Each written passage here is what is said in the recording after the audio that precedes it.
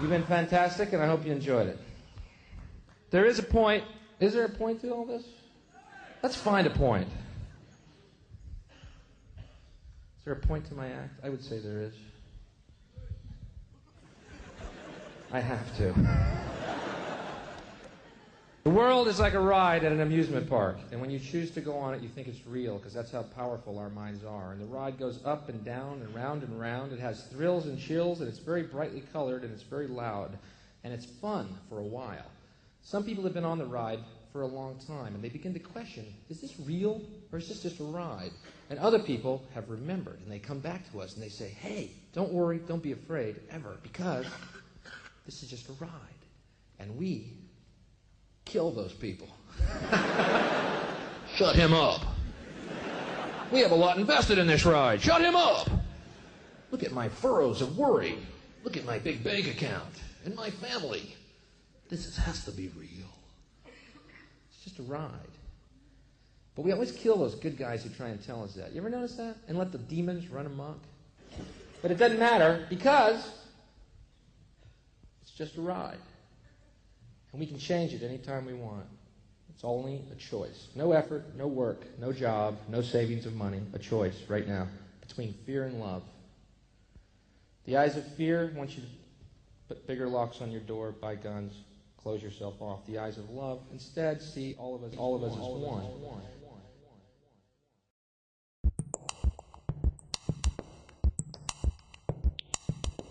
You are a divine being.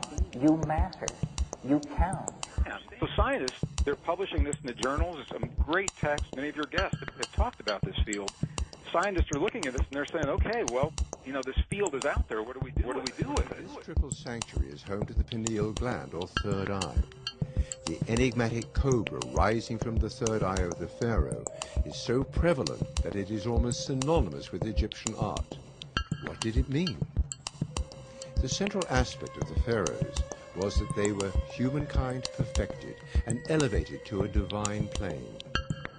The cobra over the pineal gland area served as the perfect insignia for their status, but also connects to a concept found in countless cultures. It echoes and amplifies the similar concepts at the heart of Hindu and Asian sacred teachings. The transformation into a higher spiritual manifestation is symbolized by the Hindus as a Kundalini snake. It represents life energy, redirected and refined for the creation of a higher spiritual presence. Similarly, throughout tantric, alchemical, and modern magical disciplines, it is an indicator of the universal pursuit of higher consciousness. A curious note concerning the Uraeus serpent, the cobra that appears over the forehead of the pharaoh's headpiece and such. While obviously a symbol of the activation of the Ajna chakra, the third eye chakra, in the psychic system of mankind, it also points to a secret form of worship, open only to initiates.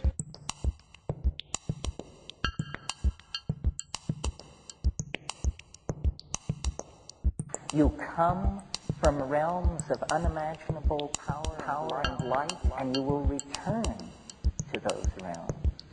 And this is the place where I believe it serves us to go into some of the most ancient traditions, some of them 7,000 years old in the case of the Vedas. The crisis, and there are always crises in the world, especially now, it seems to me, is a crisis in consciousness.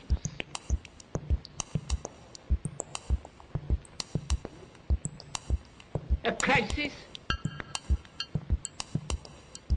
that cannot anymore accept the old norms, the old patterns,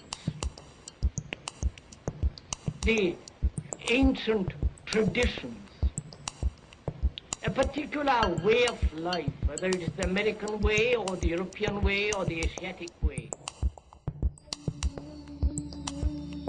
When the etheric body gets sufficient cosmic energy, by by more and more meditation, our third eye gets perfected. You are a divine being. You matter. You count.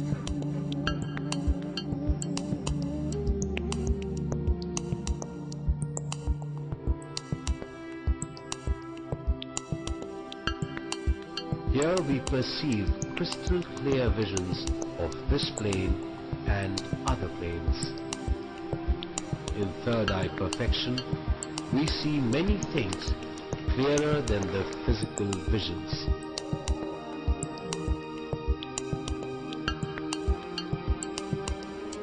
We see other frequency realities.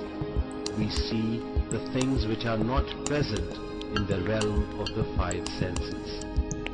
We feel so many things which we cannot express with words.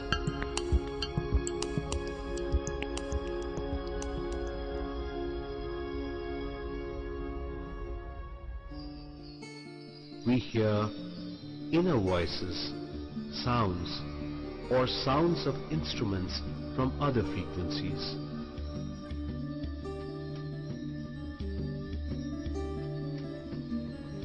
The quality of listening is attention.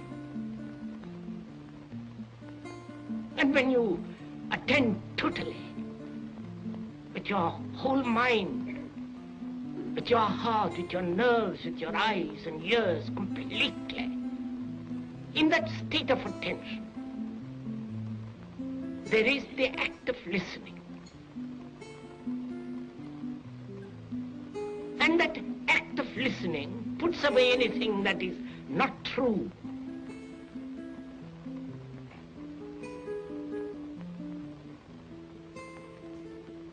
When you give your whole attention to something,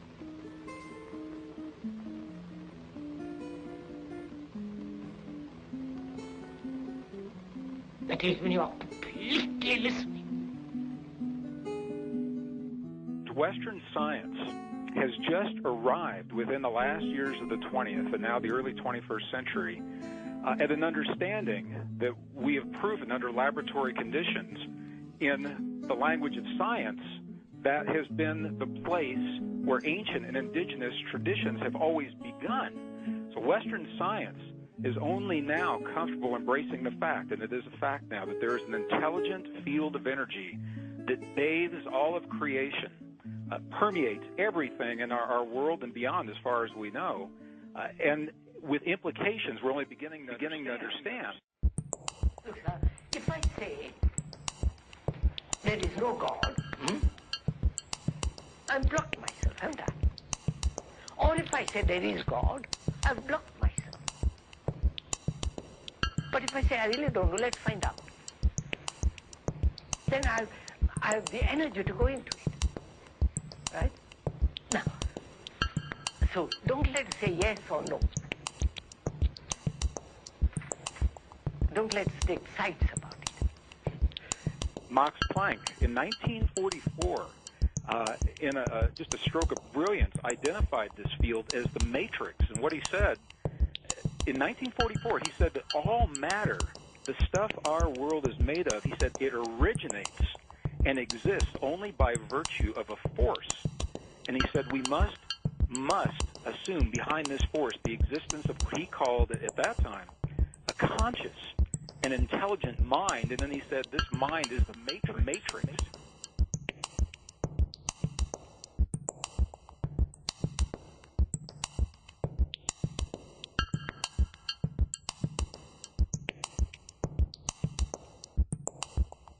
You are a divine being. You matter. You count. It's only a choice. No effort, no work, no job, no savings of money. A choice right now between fear and love. The eyes of fear want you to put bigger locks on your door, buy guns, close yourself off. The eyes of love instead see all of us as one.